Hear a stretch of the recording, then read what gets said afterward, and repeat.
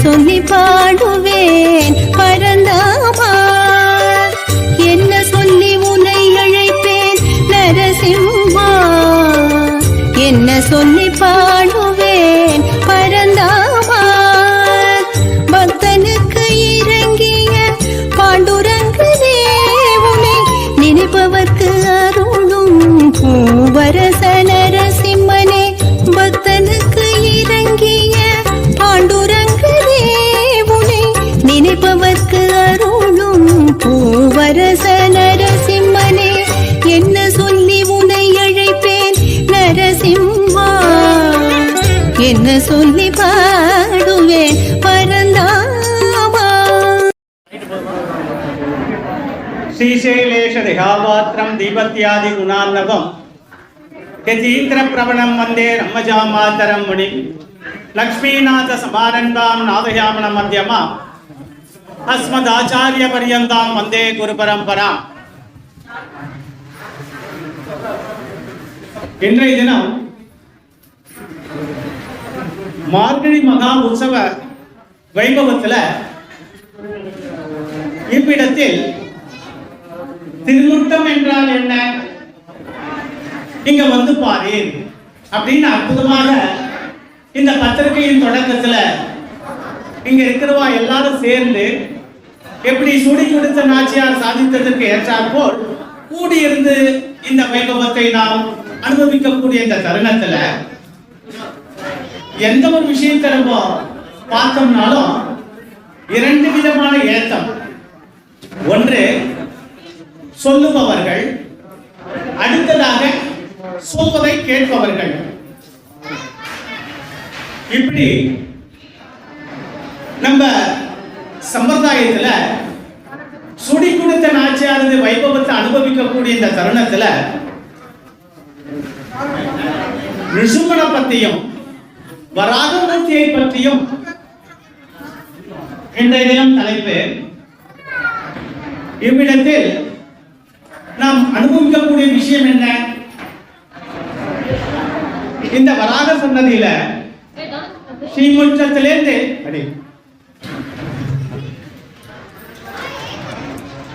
ஸ்ரீமுற்றத்திலிருந்து அந்த பெருமாளுக்கு நித்தியப்படி கைங்கரியம் பண்ணக்கூடிய அர்ச்சக சுவாமியும், அது மட்டுமா சோழசிம்மபுரத்திலிருந்து எக்காலத்தின்திகா என்னுள் மண்ணில் மத்த எக்காலத்திலும் யாதொன்றும் வேண்டேன் மிக்கார் வேத விமலர் விழுங்கும் என் அக்காரக்கணி, அப்பேற்பட்ட அக்காரக்கணியான கிட்ட நித்தியப்படி கைங்கரியம் பண்ணக்கூடிய சுவாமி தொட்டியாச்சாரியாருடைய வம்சவத்தாவரம் இவ்விடத்தில் இணைந்து கொண்டு இந்த ஆற்காடில் மார்கழி மகா உற்சவத்தினுடைய வைபவத்தை எல்லாரும் கூடியிருந்து அனுபவிக்கிறோமே. இந்த அனுபவமாகப்பட்டது வாயினால் பாடி மனத்தினால் சிந்திக்க அப்படின்னு சொல்லக்கூடிய சூடி கொடுத்த நாச்சியாரது கிருபைக்கு அனைவரும் பார்க்கிறோமாக. மேலும் அவருடைய கடாட்சமாகப்பட்டது எப்பேற்பட்டது, இன்றைய தினம் பாசனத்தின் வாயிலாக ஒவ்வொரு பாசனத்திலையும் நாம் பிராட்டினுடைய பெருமை அனுபவிச்சோம். ஆனா இன்னைக்கு இந்த ஆற்காடுல இருக்கக்கூடிய இந்த வராகமூர்த்தி சன்னிதானத்துல இரண்யன் யார், இரண்யாட்சகன்னா யார், அவருடைய பெருமையின் மூலமாக நம்ம தெரிந்து கொள்ள விஷயம் என்ன, இதுதான் இவ்விடத்தில் நாம் தொடர்ந்து அனுபவிக்க போறோம். பிறப்பிற்கும் அவதாரத்திற்கும் வேறுபாடு உண்டு. பிறப்பு என்பது நாம் செய்த வினை பயனால் தோன்றக்கூடியது. அவதாரம் என்பது பேரருள் காரணமாக நிகழ்வது. ஆக நிருத்தமாவதாரம் சரி, வராக அவதாரமும் சரி, மச்சாவதாரமும் சரி, கூர்மாவதாரமும் சரி, பெருமாள் நமக்காக எப்படி ஓங்கி உலகளந்த உத்தமன் பேர் பாடி தேவர்களையும் சேதனர்களையும் பக்தர்களையும் ரட்சிப்பதற்காக பெருமாள் எப்படி ஓங்கி வளர்ந்தவரோ நமக்கோசரம் இறங்கி தன்னுடைய நிலையை குறுகலாக குறுக்கி வாமனனாக வந்து நமக்கு ரட்சண தன்மை புரிகிறார். அதுபோல ஸ்ரீமன் நாராயணனே அடியவர்களை ரட்சிக்க பல அவதாரம் எடுத்திருக்கிறார். எம்பெருமான் மச்சமாகவும் ஆமையாகவும் அவதாரம் எடுத்த பின் வராகமாகவும் நிருசுமனாகவும் அவதாரம் எடுத்திருக்கிறார். சப்த ரிஷிகள் நாராயணனை சேவிக்க வரலாம். எங்க வரா?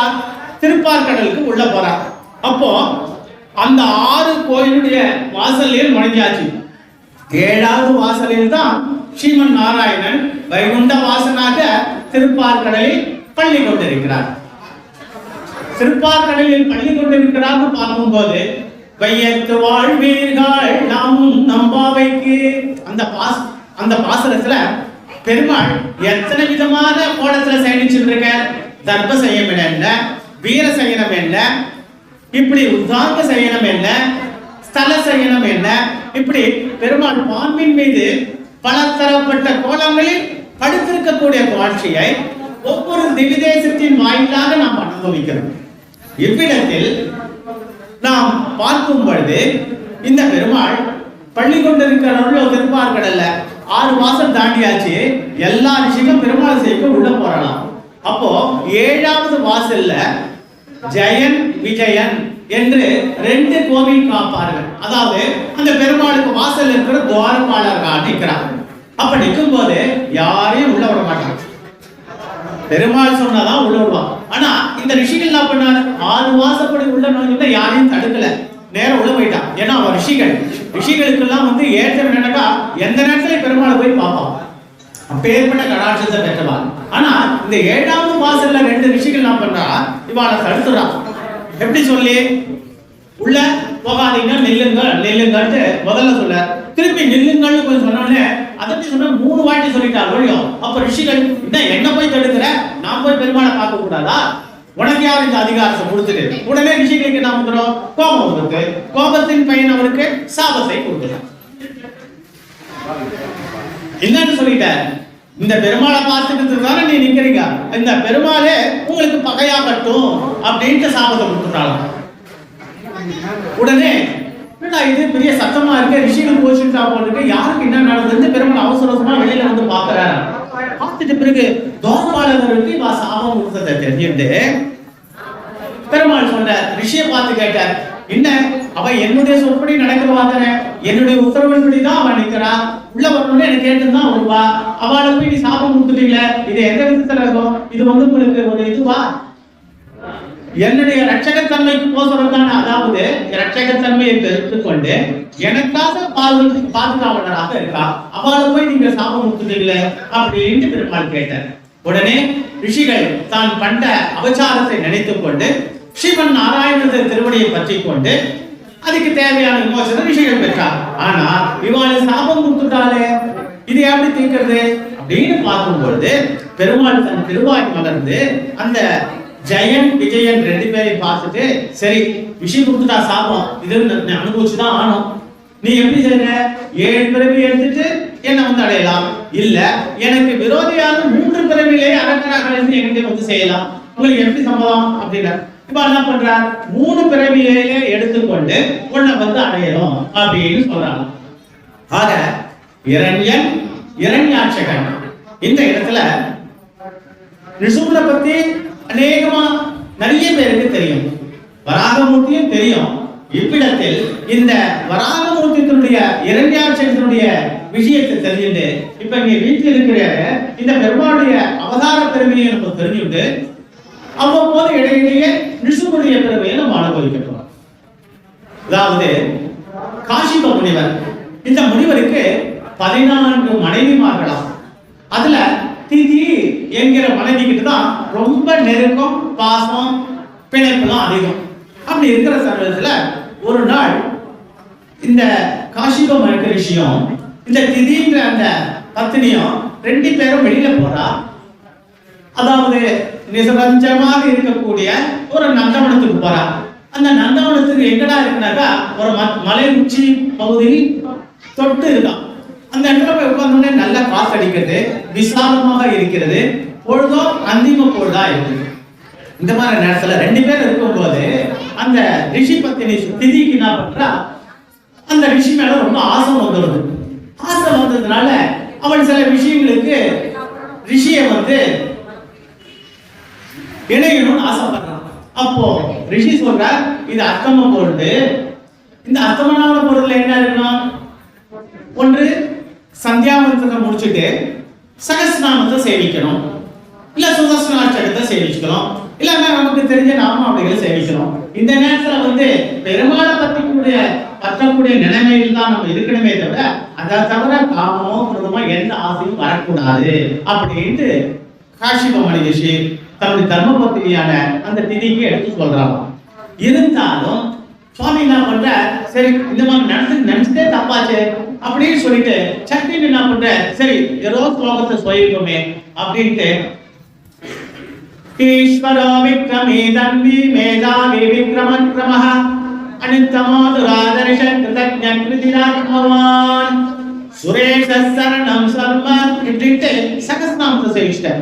அப்படி சேவிச்சுட்டே வரும் பொழுது சாந்தாகாரம் புஜகசயனம் பத்மநாபம் சுரேஷம் விஸ்வாகாரம் ககன சதுர்சம் மேகவர்ணம் சுபாங்கம் லக்ஷ்மீகாந்தம் கமலநயனம் யோக நிர்த்தியானதம்யம் வந்தே விஷ்ணும் பவபயகரம் சர்வலோகைகநாதம் சசங்க சக்ரம் சகரீத குண்டலம் சபீதவர்த்தம் சரசீருகேக்ஷணம் சகாரவஸ்தலசோபி கௌதுபம் நமாமி விஷ்ணும் சிரசா சதுர்புஜம் ಛಾಯಾಯಾಂ ಪಾರಿಯಾತಸ್ಯ ಹೇಮ ಸಿಂಹಾಸನೋಪರಿ ಆಸೀನಮಂ ವದಕ್ಷಾನಂ ಆಯುಧಾಕ್ಷಮಲಂಕೃತಂ ಚಂದ್ರಾನನಂ ಚತುರ್ಬಾಹುಂ ಶ್ರೀವತ್ಸಾಂಕಿತವತ್ಸಸಂ ருக்மணி சத்யபாமாத்மியாம் சகிதம் கிருஷ்ணமாஸ்ரயே அப்படின்ட்டு சகஸ்நாமத்தை ரெக்க சேவிச்சுட்டாங்க.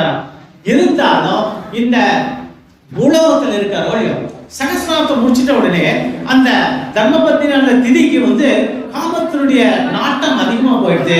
ரிஷிய காமவசப்படும்படி செய்ய சொல்றான். இந்த நேரத்துல தான் விதி விளையாட்டுகளின் பேரில் அவ இணைந்ததன் பொருட்டு ரிஷி நினைச்சுக்கிற நம்ம தப்பு பண்ணிடுமே அப்படின்ட்டு அந்த காஷிப மகரிஷி ஒன்னாலதான் இது நடந்தது அப்படின்ட்டு அவளுக்கு சாபத்தை கொடுத்துடுற. உனக்கு 2 மகன் பிறப்பான், அவ 2 பேரும் அரக்கரா பிறப்பா அப்படின்ட்டு தன்னுடைய மனைவிக்கு அந்த காஷிப மகரிஷி சாபத்தை கொடுத்துட்டார். சரி, இந்த நேரத்துல திதி என்ன பண்றா, வாஸ்தவம் தான் நீ சொல்றதெல்லாம் கரெக்ட், ஆனா உன்னுடைய தர்ம பத்தினி நான் உங்ககிட்ட ஆசைப்படுறது தவறா?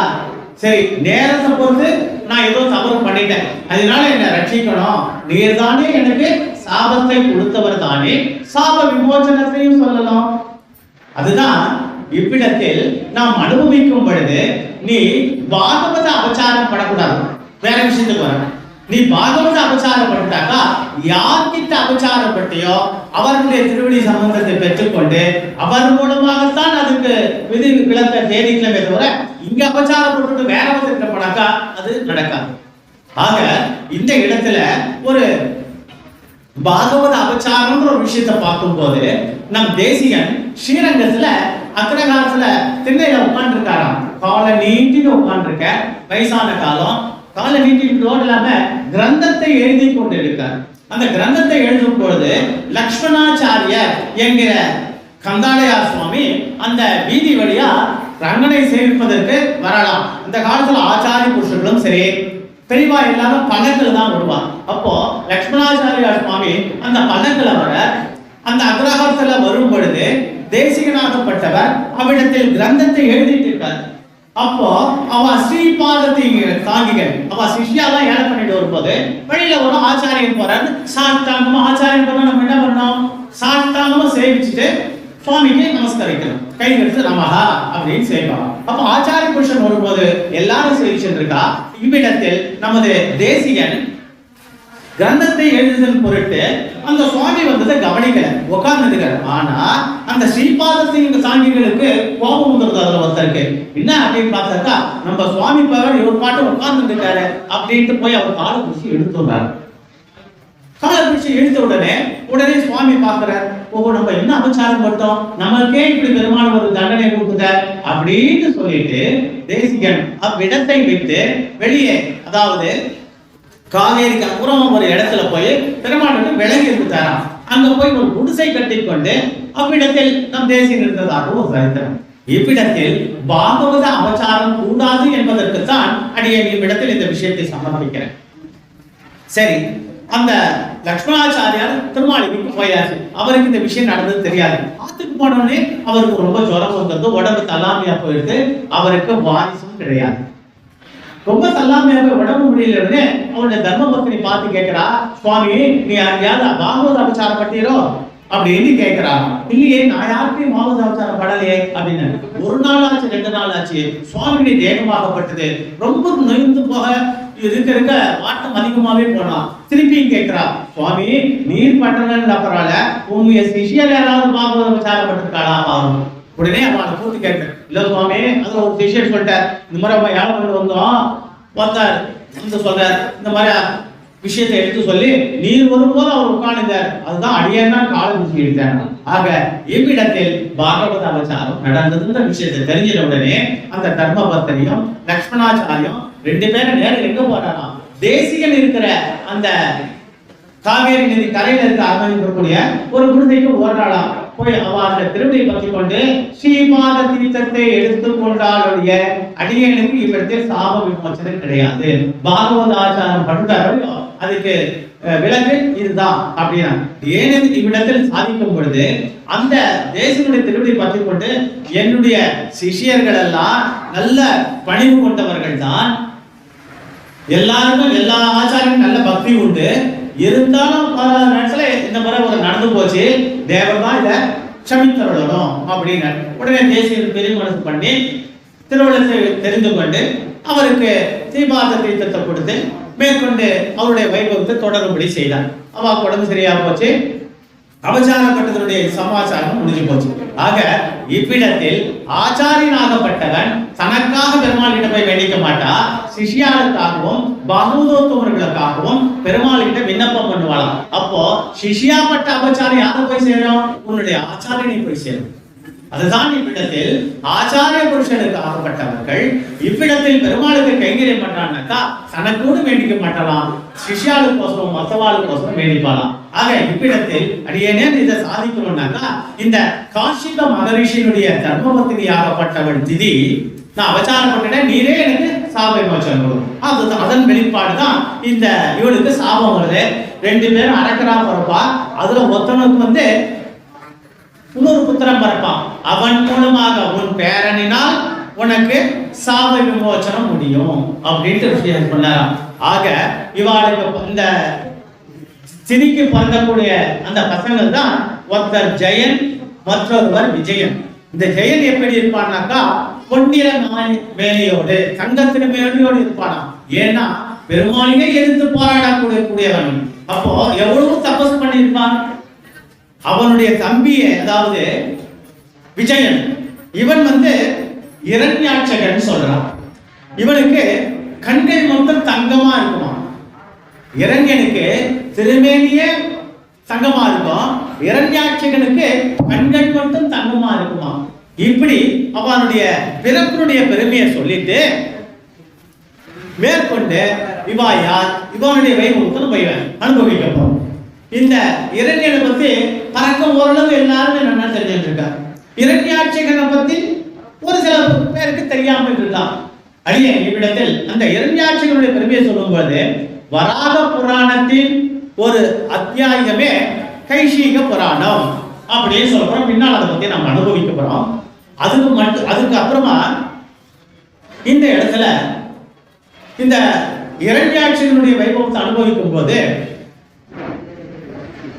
பிரம்மா சிருஷ்டிக்கிறார், எல்லாருக்கும் கேட்ட வரத்தை கொடுக்கக்கூடியவர்.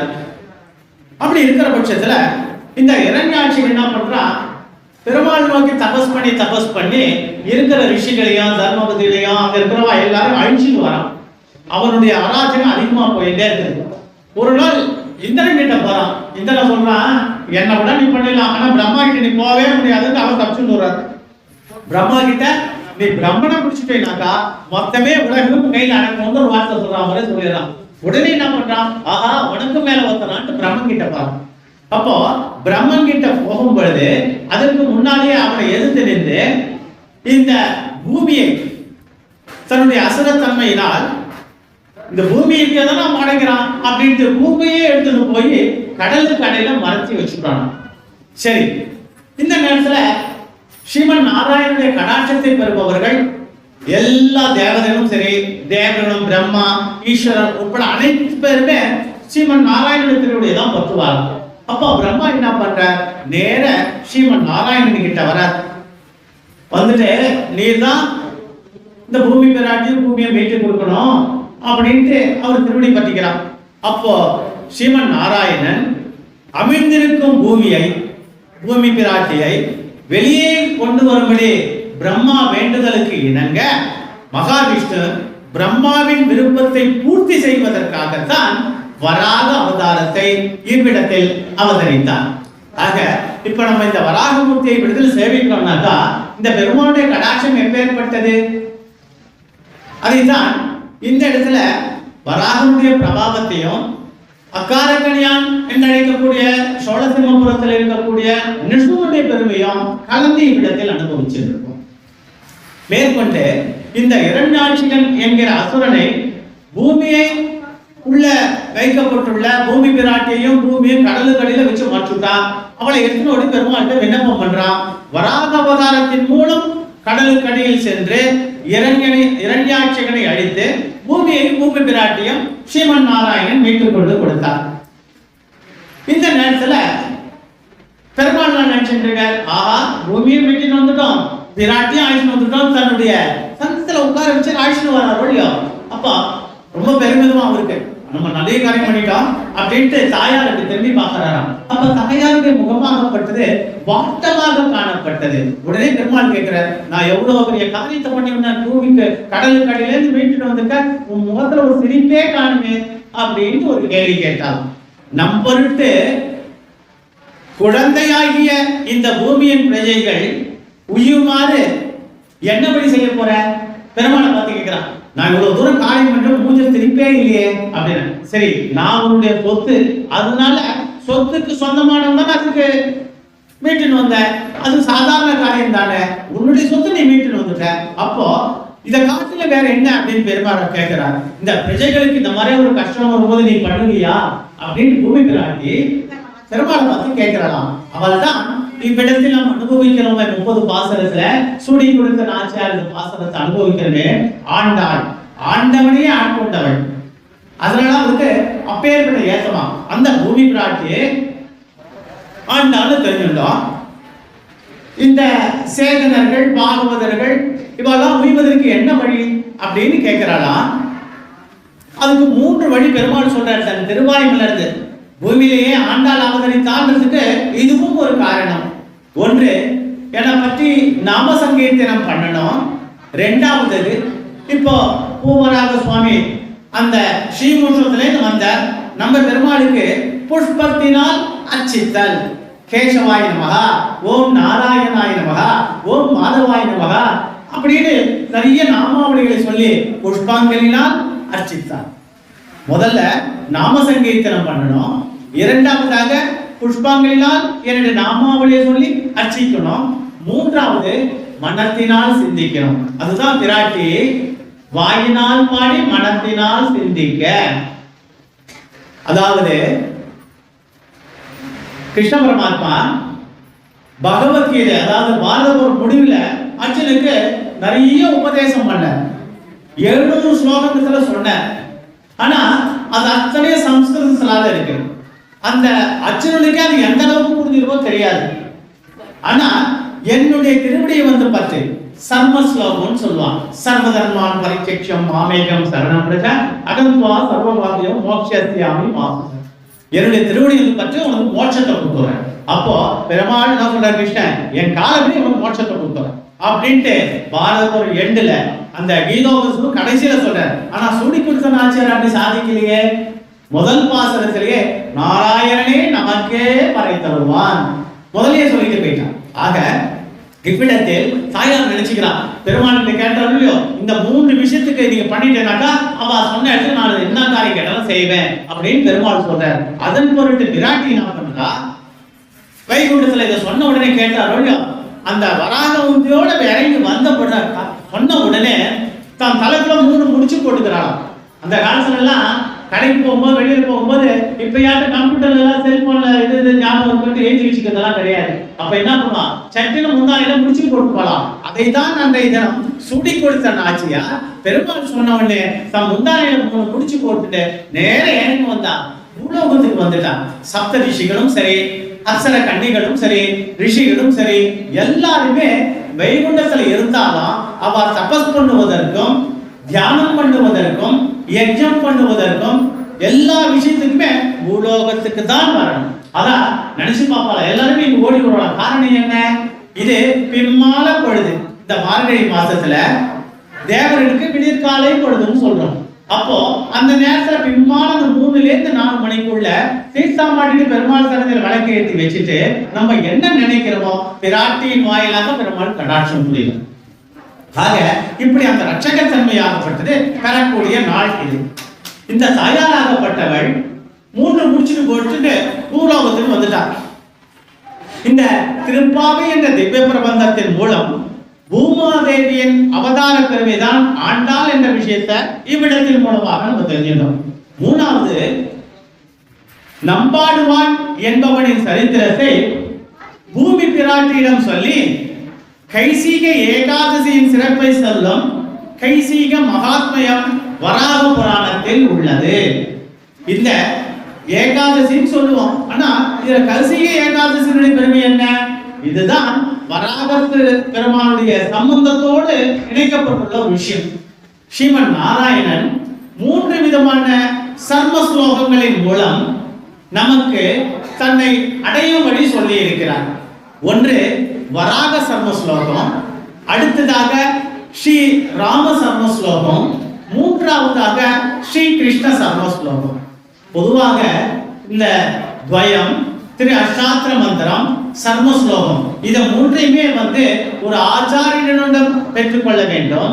அவர்கிட்ட சமாட்சணம் பண்ணிட்டு அவர் திருப்பதி மூலமாக இந்த சம்பந்தத்தை பெறுவது நம்ம சம்பிரதாயத்தில் சொல்லப்பட்ட ஒரு விஷயம். வராக சர்ம ஸ்லோகமாகப்பட்டது ஸ்திதியே மனசே சுஸ்வஸ்தே சரீரே ஸ்திதியோ நரஹா சாது சாங்கே ஸ்திதிதே சமர்த்தா விஸ்வரூபம் ச மாமஜம் ததஸ்தம் மரியமானம் காஷ்டபாஷான சன்னிபம் அகம் சுவாமி பக்தம் நயாமி பரமம் கதிம். நல்ல நிலையில் மனதும் உடலும் இருக்கும்போது இந்த இளம காலத்துல என்னை ஒரு க்ஷணமேனும் மகா விஸ்வாசத்துடன் ஒருவன் நினைப்பானே ஆகில் அவன் வயதான காலத்தில் ஸ்மரணையின்றி கிடக்கக்கூடிய தருணத்துல நான் அவனை பற்றி நினைப்பேன். இந்த சர்ம ஸ்லோகத்தில் சொல்லக்கூடிய வசனம் ஸ்ரீமன் நாராயணன் தன் திருவாயுலத்து சாதித்த விஷயம். இதைத்தான் காஞ்சி வரதராஜ பெருமாள் கிட்ட நம்ம திருக்கச்சினமையில் கைங்கரியம் பண்ணும் பொழுது எம்பெருமானார் தரிசனம் இதற்கு நம்பெருமாள் பெயரிட்டு நாட்டி வைத்தார். அப்பேற்பட்ட ராமானுஜருக்கு 6 வார்த்தைகளை கேட்டு தனக்கு சொல்லும்படி அவருடைய ஆச்சாரியரான திருக்கச்சினமைகளிடம் வினவ திருக்கச்சினமைகள் வரதராஜ பெருமாள் கிட்ட கேட்டு சொன்னதாக ஒரு வார்த்தம். அதுல இந்த 3வது வார்த்தையில சொல்லும் போது, நீ நன்னா இருக்கும் போது என்னை பத்தி என்னுடைய நாமாவளிகளை பத்தி சொல்லு, உன்னால முடியல அந்திம போது அந்த நேரத்துல உன்னால முடியாது, அடுத்தவா உதவியோடு தான் நீ எல்லாத்தையும் முடிக்க முடியும். அந்த மாதிரி சமயத்துல நீ என்னை பத்தி நினைக்கலன்னா கூட மோட்சத்தை நான் உனக்கு கொடுப்பேன் என்று 6 வார்த்தைகள் வரதராஜ பெருமாள் திருக்கச்சினமைகளின் வாயிலாக இவருக்கு சாதிச்சார் எம்பெருமானாருக்கு. அது போல இந்த வராக சர்ம ஸ்லோகத்தில் சொல்லக்கூடிய வார்த்தை என்ன அப்படின்னு பார்க்கும்போது, நீ நல்ல நிலையில இருக்கும்போது உன் உடம்பு இலங்கையில் இருக்கிற நேரத்துல என்னை ஒரு க்ஷணமேனும் நினைச்சுக்கோ அப்படின்னு ஒருத்தர் நினைச்சுட்டான்னாக்கா வயதான காலத்துல உன்னை பத்தின ஸ்மரணம் உனக்கு இல்லை, அந்த நேரத்துல நான் அவனை நினைப்பேன் அப்படின்ட்டு பெருமாளே இந்த வராகமூர்த்தியை தன் திருவாயுமலத்தை சாதித்ததாக ஒரு விஷயம். மேலும் இந்த வராக மந்திரத்தை பார்க்கும் பொழுது சுத்த ஸ்படிக சங்காசம் பூர்ணச்சந்திர நிபாலனம் கடின்யஸ்ய கரத்வந்தம் ஸ்ரீமுஷ்ணேசம் நமாம்யகம் தயாநிதிம் தயாசுனம் ஜீவானாமார்த்திகம் விபும் தைத்யாந்தகம் கதாபாணி ஸ்ரீமுஷ்ணேசம் நமாம்யகம். சுத்த ஸ்படிகம் போல் நிர்மலமானவரே, பூர்ணச்சந்திரனை போல் ஒளிப்படைத்தவராக இருக்கக்கூடிய வராகமூர்த்தியே உமக்கு நமஸ்காரம். தமது கையில் சக்கரம் கதை போன்ற ஆயுதங்களினால் அருள் பாவிப்பவரே. இப்போ வராகசிலிருந்து வந்த நம் அர்ச்சக சுவாமி நம் வராகமூர்த்திக்கு திருவாராதனை கண்டனலை பண்ணும் பொழுது அவருடைய தீயின் பொழிகின்ற செஞ்சுடராழி திகழ்திரு சக்கரத்தின் அப்படின்னு சொல்லக்கூடிய சங்கு சக்கரத்தை தன்னை இடுப்பு கிட்ட வச்சிருக்காரு சுவாமி சாதிச்சார். அந்த இடத்துல ஒரு தத்துவத்தையும் இந்த அர்ச்சகர் சுவாமி மூலமாக நம்ம தெரிஞ்சிட்டோம். தமது கைகளில் சக்கரம் கதை போன்ற ஆயுதங்களை அருள் பாவிப்பவரே, கருணையே வழிபானவரே, ஜீவன்களை காப்பவரே, ஸ்ரீமுஷ்டன் என்கிற திவ்யதேசத்திலிருந்து அருள் பொருள்வரே வராகமூர்த்தியே அப்படின்னு தான் இந்த ஸ்லோகத்தினுடைய அர்த்தமா. உமக்கு நமஸ்காரம், ஒரு மந்திரம் செலுத்துகிறோம் அப்படின்னு சொல்றாங்க. இந்த ஸ்லோகத்தை நித்தியப்படி நம்ம மாத்திர இருந்து சேவிச்சோம்னாக்கா இத உறக்க உச்சரித்தோமானால், மனனம் பண்ணிட்டு சேவித்தோமானால் நம்ம கிட்ட இருக்க அனைத்து தோஷங்களும் போகும். அது மட்டுமல்ல, கொடிய நோய்கள் எதுவாக இருந்தாலும் விலகுமா. அது மட்டுமல்ல, இந்த காலத்துல கொஞ்சம் வளர்த்தா அரசவாளுக்கு பிடிக்காது, அப்ப பகைமை உண்டாது, அந்த பகைமையும் போகும் அப்படின்ற விஷயத்தை இந்த இடத்துல சொன்னாலாம். ஆக இந்த வராக புராணத்தினுடைய ஒரு அத்தியாயமே கைசீக புராணம். இப்ப அந்த கைசீக புராணத்தை பத்தி தான் இவ்விடத்தில் நாம் அனுபவிக்க போகிறோம். அக்கால கணியான் நிசுமன் இருக்காரு. நிசும அவதாரத்துல பக்திக்கு வித்திட்டவரே பிரகலாத ஆழ்வான் தான். பெருமாளிட்ட அபரிமிதமான பக்தி. அப்பேற்பட்ட பக்தி நமக்கு வேணுமா? இந்த பக்தி ஆகப்பட்டது வெறும் பக்தியில் மட்டும் இருந்தா போராது, பிரபக்தி அடையில சரணாகதி அடையணும் சம்பிரதாயத்தில் சொல்லியிருக்காங்க. பக்தியும் வேண்டும், ஆனா நீ சரணாகதி அடைந்தாலுடைய உனக்கு மோட்சம் கிடையாது. அது ஒரு பக்கம். இந்த வராக புராணத்துல ஒரு அத்தியாயமே கௌசிக மகாத்மியம் அப்படின்னு சொல்லியிருக்கேன்.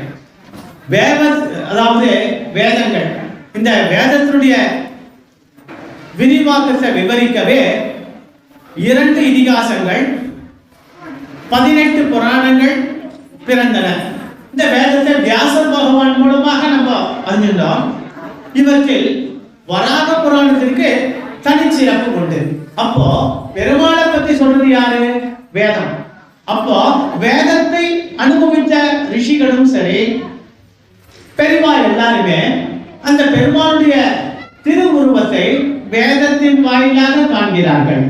அப்படி வேதத்தின் வாயிலாக காணப்படும் பொழுதுதான் இவ்விடத்தில் நிருசுமனாகவும் வராகமூர்த்தியாகவும் சக்கரவர்த்தி திருமகனாகவும் வீரராகவ பெருமாளாகவும் திருவரங்கனாகவும் பல தரப்பட்ட திருமேனியோடு எல்லா திவ்யதேசங்களிலும் நம்ம சேமிக்கிறோம். இந்த கைசீக மகாத்மியம் அப்படின்னு பார்க்கும்போது இது நிகழ்ந்த இடம் திருக்குறுங்குடி. இது ஒரு கஷேத்திரம். பெருமாள் திருக்குறுங்குடி நம்பி எந்த மாசத்துல பார்த்தோம்னாக்கா கார்த்திகை மாசம் சுக்லபட்சத்துல நடந்தது.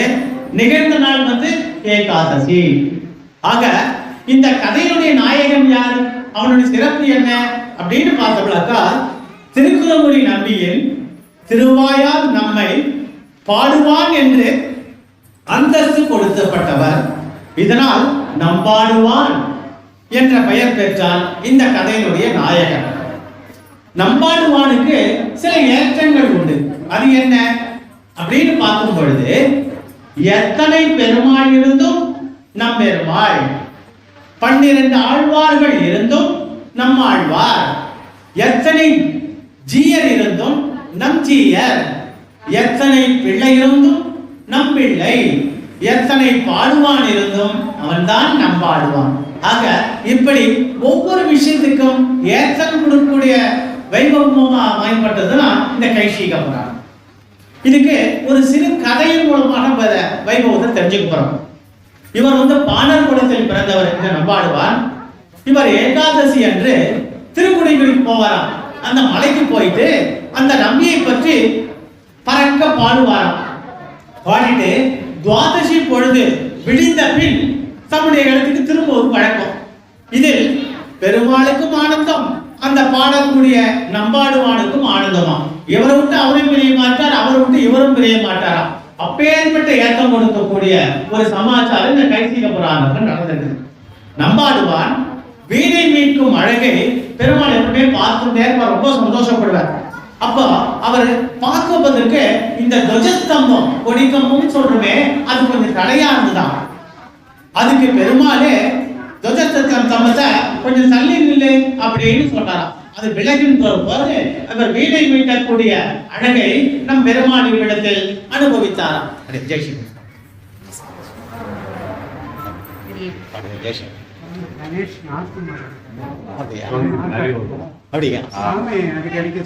அப்படியா? அவசியமா ஜெய்ஷன்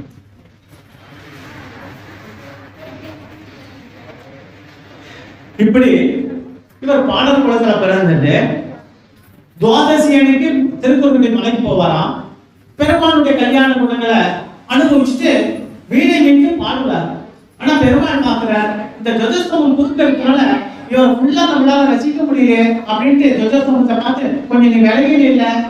இது இவ்விடத்தில் நம்ம அனுபவிக்கும் பொழுது இந்த மாசமும் மார்கழி மாசம், இந்த மார்கழி மாசத்துல இன்னும் உணர்வு வச்சு பார்ப்போமே. சுடி கொடுத்த நாச்சியா ஆயர்பாடியில் இருக்கும்போது ஆயர் சிறுமிகள்லாம் கூட இருக்கலாம். இருக்கும்போது அந்த பெருமாள் கிட்ட சங்கோடு சக்கரமேந்திய தடக்கையன் அப்படின்னு சொல்றோம். அப்போ பெருமாள் கிட்ட அந்த சங்கு என்ன பண்ணும், கண்ணன் வாய் பக்கத்திலேயே உதத்தோட ஒட்டிகிட்டே இருக்குமா எப்பவுமே. அப்போ ஆயர்பாடி இருக்கிற பெண்கள் மொத்தமா எல்லாரும் பார்த்துட்டு சங்க பார்த்து கேட்கிறாளாம், சங்கே கொஞ்சம் விலகின் இல்ல, நாங்களும் பெருமாள் அனுபவிச்சுக்கிறோமே அப்படின்னு சொல்றாளாம். அது போல இவ்விடத்தில் இந்த துவஜஸ்தம்பமாக்கப்பட்டது பெருமாளுடைய மூல விக்கிரகத்துக்கு நேர இருக்கிறதுனால அதற்கு பின்னால் நம்பாடுவான் வீணை வாசிக்கிறார். அப்ப வீணை வாசிக்கும் போது பெருமாள் ஒதுங்கி ஒதுங்கி அவரை பார்க்க வேண்டியதாகுதான். அதனால என்ன பண்ண, துவஜஸ்தம்பமே கொஞ்சம் விலகி நெறி அப்படின்னாராம். அப்ப கம்பம் நாம்படுது தானா நம்புது. இவ்விடத்தில் பெருமானும் அனுபவித்தார். நம்பாடுவான் என்கிற பெருமாளை பற்றி பாடக்கூடியவனும் அவருடைய பெருமையை அனுபவிச்சாலும். இப்படி பல நாட்கள் அனுபவம் நடந்தது. இந்த இடத்துல பெருமாளே தன் திருவாயிலிருந்து துவஜஸ்தம்பத்தை நகர சொன்னதாக ஒரு விஷயத்தை தெரிஞ்சுக்கணும். அடுத்ததாக இந்த கதையினுடைய விளக்கத்தை பார்க்கும் பொழுது இந்த விசேஷம் தவறாமல் தொடர்ந்து நடந்து வருதான். அப்படி நடக்கும்போது ஒரு ஏகாதசி தினத்தன்று இவர் மலைக்கு போகும்போது பிரம்மராட்சசை எதிர்க்க வரான். அவன் இவரை பார்த்துட்டு தனக்கு நரமாமிசம் வேணும், இன்னைக்கு எனக்கு உணவு நீதான் அப்படின்ட்டு நம்பாடுவான் பார்த்து சொல்லிட்டான். உடனே நம்பாடுவான் அந்த பிரம்மராட்சசன் கிட்ட வேண்டிக்கிறாராம். அது என்ன வேண்டுதல், நான் மலை மீதேறி திருக்குறுங்குடி நம்பியை பற்றி பாடிவிட்டு வீணையை மீட்டிவிட்டு திரும்பி வந்துட்டு உனக்கு நான் உணவாக இருக்கிறேன் அப்படின்ட்டு அந்த பிரம்மராட்சசன் கிட்ட நம்பாடுவான் சொன்னாராம். ராட்சகன் இவர் எவ்வளோ வேண்டினாலும் பேத்துக்களை நிராகரிச்சுட்டான். பெருமாளின் உண்மையான பக்தன் பொய் சொல்ல மாட்டான் என்று கூற அப்போ கூட ராட்சகன் அந்த ராட்சசன் நம்பலையா. இந்த இடத்துல நம்பாடுவான் 18 விதமான சத்தியங்களை இவ்விடத்தில் சொல்ல. இப்படிதான் இருக்குது. அது என்னென்ன சத்தியம் அப்படின்னு பார்க்கும்பொழுதுதான் இந்த கதையினுடைய வெயிலே இதுதானா. நம்பாடுவான் தான் திரும்ப வராவிட்டால் இந்த 18 விதமான காரியங்களை கூறி அதன் பாவம் தன்னை சேரட்டும் என்று அவருக்கு சூழ்நிலைத்தான சத்தியம் பண்ணி கொடுத்தான். நீ என்ன விடு, நான் பெருமாளை பத்தி சேவிச்சுட்டு பாடிட்டு வரேன், கண்டிப்பா உனக்கு உணவாக இருப்பேன் அப்படின்னு நம்பாடுவான் சொன்ன. பல தரப்பட்ட வார்த்தை சொன்னாலும் கேட்கல. இப்ப என்ன பண்றோம், 18 நம்ம சம்பிரதாயத்துல 18க்கே எப்பவுமே ஏற்றம். பாரத போர் 18 நாள், சோழசிம்மபுரத்துல இருந்த சுவாமி தொண்டையாச்சாரியருக்கும் அப்பை தீட்சருக்கும் நடந்த வாத போர் 18 நாள். இப்படி 18 முறை நடையாக நடந்து திருக்கோட்சியோர் நம்பிக்கிட்டு எம்பெருமானார் மந்திரோபதேசத்தை பெற்றார். அப்போ இந்த 18க்கு எப்பேற்பட்ட ஏற்றம், இவ்விடத்திலும் நம்பாடுவானும் 18 விதமான விஷயங்களை இவ்விடத்தில் சொல்லி இது நடக்கலனாக்கா நடக்கும் கண்டிப்பா சத்தியம் சொல்ற. அது என்னென்ன சொல்லியிருக்க, ஒன்று 16 காரியங்களை நம்பாடுவான் சொன்ன பிறகும் அந்த பிரம்மராட்சகன் பிடி விடவே இல்லையா. 18 சொன்ன 16 விஷயத்தை சொல்லிட்டார். அப்ப கூட நம்பாடுவான் அவன் மேல நம்பிக்கை வரல. சரி, 17வது பாவ காரியத்தை நம்பாடுவான் கூறியதும் கொஞ்சம் பிடி தளர ஆரம்பிச்சு. இன்னும் சொல்ல வராம போட்டுட்டாங்க. கெட்டிமா பிடிச்சிருந்த அந்த ராட்சசன் என்ன பண்றான், பிடியை கொஞ்சம் தளர்த்தாலாம். அப்போ 18வது பாவ காரியத்தை சொன்ன போவ நம்பாடுவான் என்ன பண்றா, பிடி தளர்ந்து அந்த பிரபராட்சசன் நம்பாடுவானை விடுவிக்கிறான். அப்போ இந்த 18 விதமான விஷயங்கள் என்ன? ஒன்று, சத்தியத்தை மீறுதல். இரண்டாவதாக மாற்றான் மனைவியிடம் இணைதல். மூன்றாவதாக தன்னுடன் உணவு அருந்துபவனை தாழ்வாக நினைச்சிட்டு தமக்கு சில வசதி எல்லாம் நல்ல வசதி வரும், தான் மட்டும் எடுத்துக்கிறது, அவனுக்கு கம்மியான வசூல் கொடுக்கிறது. இப்படி உணவு அருந்துபவனை தாழ்மையாக கருதி தனக்கு சிறந்ததையும் அவனுக்கு அற்பமானதையும் அளித்தல். இது வந்து மூன்றாவது விஷயத்தை சொல்றான். நான்காவதாக பிறருக்கு தானம் செய்த பொருளை மீண்டும் திரும்பவும் பெறுதல். தானம் கொடுத்தாச்சுன்னா திரும்ப வாங்கக்கூடாது, இது ஒண்ணு. அடுத்ததாக அழகுள்ள பெண்ணை இளமையில் மணந்து வயதான காலத்தில் ஏதானும் ஒரு காரணத்தை சொல்லி அவளை விலக்கி விட்டுருதான். சரி, ஆறாவது விஷயத்தை சொல்லும் போது இந்த பெரியவாளுக்கு நம்ம பண்ணக்கூடிய சிரார்த்த கைங்கரியங்கள், அமாவாசை தர்ப்பணம், அப்புறம் பித்திருக்கள் பண்ணக்கூடிய இந்த காரியத்தெல்லாம் முடிச்சிட்டு அன்று இரவு அவ சில விஷயங்களை தவிர்ப்பது நல்லது அப்படின்னு சொல்றான். அடுத்ததாக உணவு கொடுத்து பசியாற்றியவனை நிந்தித்தல். நல்ல வயிறான சாதம் போட்டிருப்பான், வெளியே வந்து அவனைய பத்தி திட்டுறது, இது ஒரு விஷயம். ஒருவனுக்கு தன் பெண்ணை திருமணம் செய்து கொடுப்பதாக சொல்லி மறுப்பது, இது ஒரு அபசாரம், ஏமாற்றுதல் சொல்றா. சஷ்டி, அஷ்டமி, அமாவாசை, சதுர்த்தி போன்ற நாட்களில் நீ தீர்த்தாமாடாம பிரசாதத்தை எடுத்து, பொதுவாகவே தீர்த்தாமாடிட்டு பெருமாளுக்கு கைங்கரியம் பண்ணிட்டு திருவாராதனத்தை அனுபவிச்ச பிறகு அவர் கண்டருள பண்ண பிரசாதத்தை தான் நம்ம எடுத்துக்கணும்னு சம்பிரதாயத்தில் சொல்லியிருக்குது. இவ்விடத்தில் சஷ்டி, அஷ்டமி, அமாவாசை, சதுர்த்தி போன்ற நாட்கள்ல நீ தீர்த்தாமம் ஆடாம பிரசாதத்தை சாப்பிடக்கூடாது அப்படின்னு சொல்லியிருக்காங்க. மேற்கொள்ளும் அதாவது ஒருத்தருக்கு ஒரு வாக்கு கொடுத்துட்டோம், தானம் கொடுக்கணும் ஏதோ சொல்றோம் சொல்லிட்டோம், ஆனா அப்படி செய்யாம போயிட்டேனாக்கா அதுவும் ஒரு பாவம். வாக்க காப்பாத்தாமல் இருக்கிறது. குரு பத்னி, மன்னவன் மனைவி, மொத்தம் போன்றவா மேல ஆசை வைக்க கூடாதுன்னு சொல்றேன். அது மட்டுமல்ல, 2 பெண்களை மணந்து கொண்டு ஒரு பெண்ணிடம் வந்து தவற, அதாவது பாசத்தை அதிகமா வச்சுட்டு ஒருத்தரவர்கிட்ட பாசம் காட்டாம இருந்தா அதுவும் ஒரு விதமான பாவம் அப்படின்னு சொல்றான்.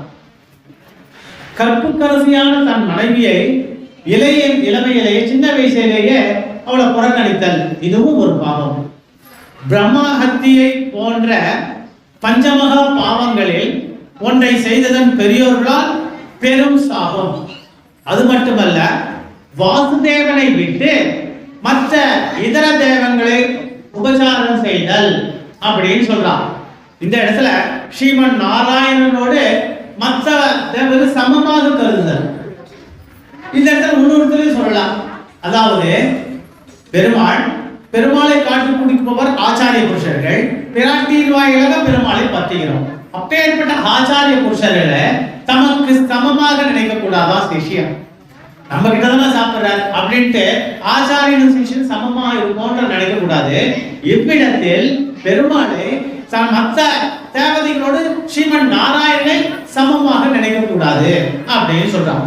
மேற்கண்ட பாவங்களை எல்லாம் செய்தவனுக்கு என்னடா கிட்டும் அப்படின்னு பார்த்தாக்கா நரகம்தான் கிட்டும் அப்படின்ட்டு இந்த விஷயத்துல சொல்றான். சொல்ல காப்பாற்றாமல் போனால் அது என்ன வந்து சொல்லிடும். இவன் சொல்றா நம்பாடுவான் அந்த ராட்சச கிட்ட இவ்வளவு விஷயம் இருக்குது, இதெல்லாம் நான் உனக்கு சொல்லியிருக்கேன், இது காப்பாற்ற அந்த பாப்பா என்ன வந்து சேர்க்கணும்னு சொல்லிட்டு இந்த நேரத்துல நம்பாடுவான் வந்து இவற்றில் மிகவும் கொடுமையானது என்ன பாவம் அப்படின்னாக்கா ஸ்ரீமன் நாராயணனையும் மற்ற தெய்வங்களையும் சமமாக நினைப்பது அப்படின்னு சொல்லிட்டான். இந்த இடத்துல பெருமாளுக்கும் நம்பாடுவானுக்கும் ஒரு நிகழ்ச்சி நடக்கிறது.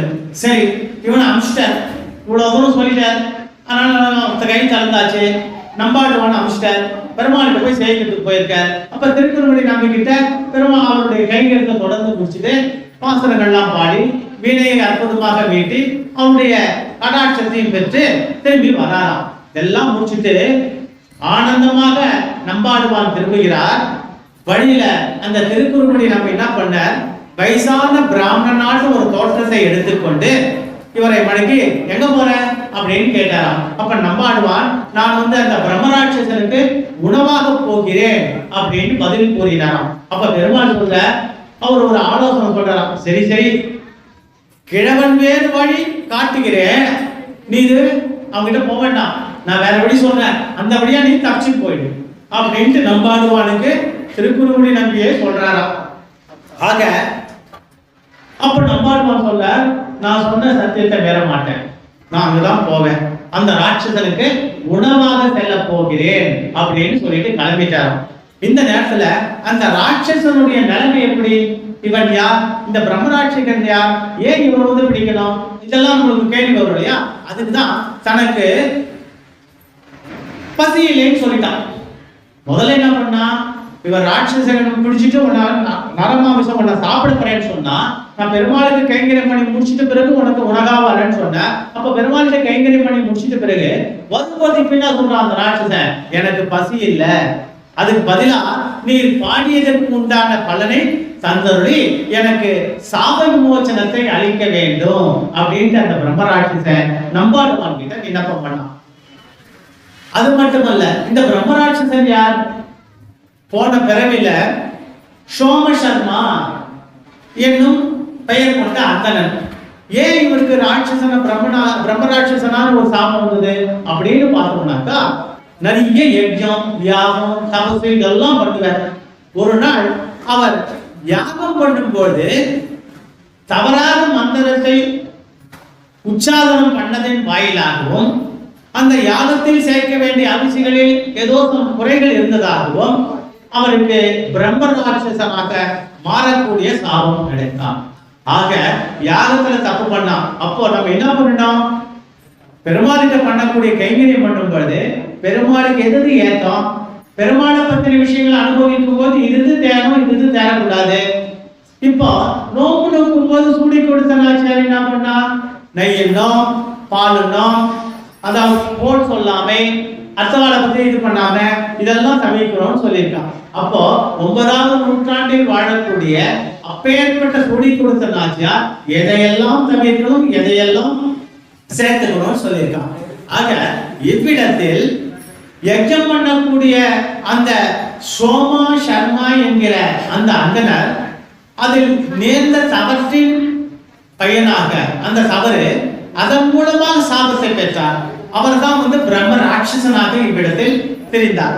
ஆக இந்த நேரத்துல நம்பாடுவானவருக்கு என்ன பதில் சொன்னார் அப்படின்னு பார்த்தோம்னாக்கா, பாடியதற்கு பலன் ஏதும் என்னிடம் இல்லை, பாடியதே பலன் தான் என்று நம்பாடுவான் கூறி என்கிட்ட கொடுக்குறது போனே இல்லைன்னு மாத்துட்டார்.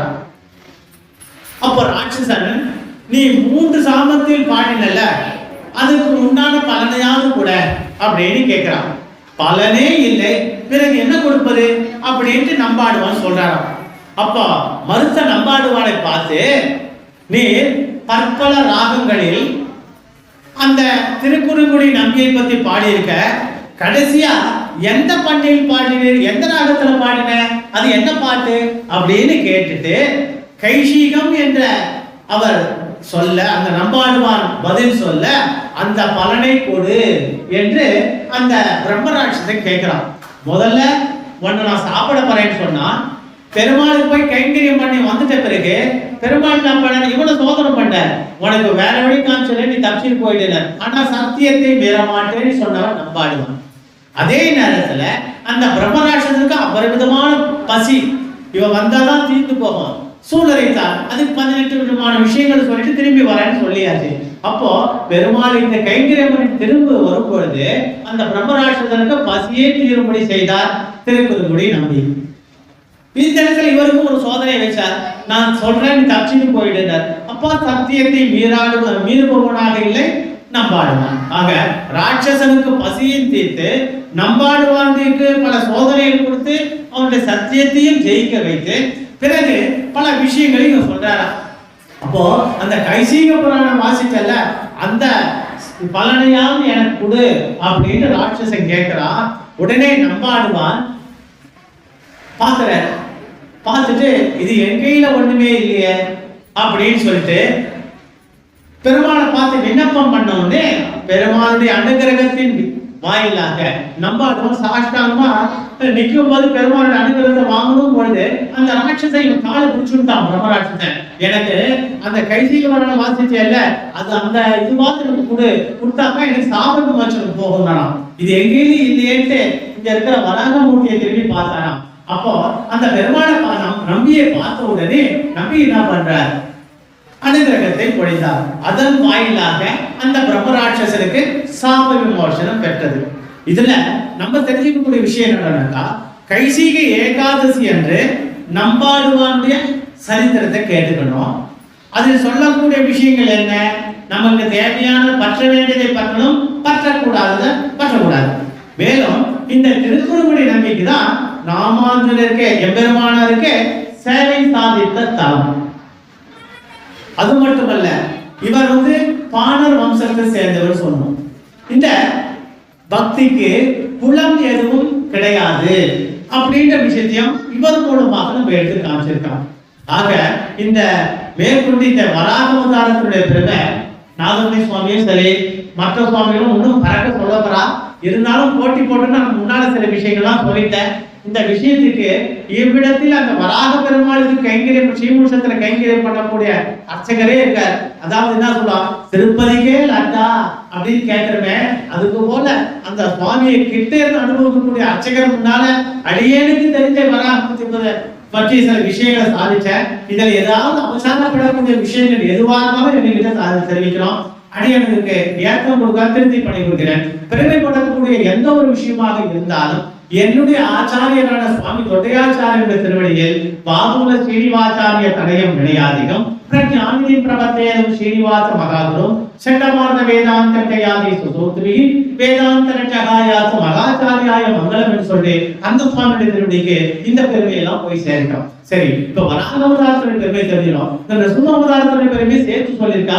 நரசிம்மவதாரத்துடைய பெருமை அநேகமே எல்லாருக்கும் தெரியும். ஒரு சில வார்த்தைகள் சொல்லி இதற்கு அடுத்தாற்போல் நாகமணிகள் சுவாமிகள் இவ்விடத்தில் தொடர்ந்து வராக வைபவத்தை அனுபவிப்ப இருக்க காரணத்தினால சில விஷயங்களோடு அடியனுடைய நிறைவு செய்கிறேன். நரசிம்மவதாரத்துல பெருமாள் காட்டக்கூடிய விஷயம் என்ன, பக்தியினுடைய சாராம்சம். இந்த பக்தியினுடைய சாராம்சம் எப்பேற்பட்டது பிரகலாத வாயிலாக தெரிஞ்சுக்கணும்.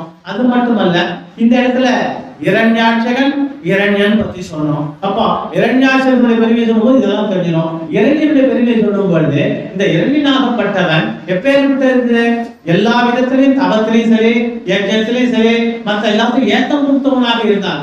ஆனா அவ்விடத்தில் சூடி கொடுத்த நாச்சியார் சொல்றாங்க, நீ நோம்பு நூற்பதற்கு முன்னால் சில பாவங்கள்லாம் பண்ணோம்.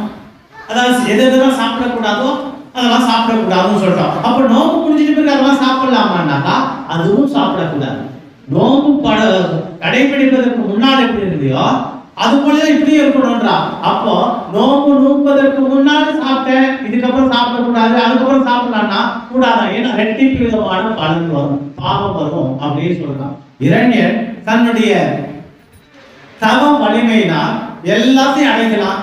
ஸ்ரீமன் நாராயணனே தன்னிடம் கொண்டு வச்சுக்கணும்னு பார்த்தான், அது முடியாம போச்சு. அவன் பெற்ற சாப விமோசனம், இவன் 2 பேரும் பெற்ற சாப விமோசனத்துடைய பலன் தான் உனக்கு எதிரியாக இருந்து 3 தலைமுறையை உங்ககிட்ட சேர்ந்துடுறேன்னு சொன்னான். ஆக இவ்விடத்தில் இரண்யனுக்கும் இரண்யாட்சகனுக்கும் ஒரு ஒப்புமைப்படுத்தி சில விஷயங்களை நம்ம அனுபவிச்சிருக்கோம்.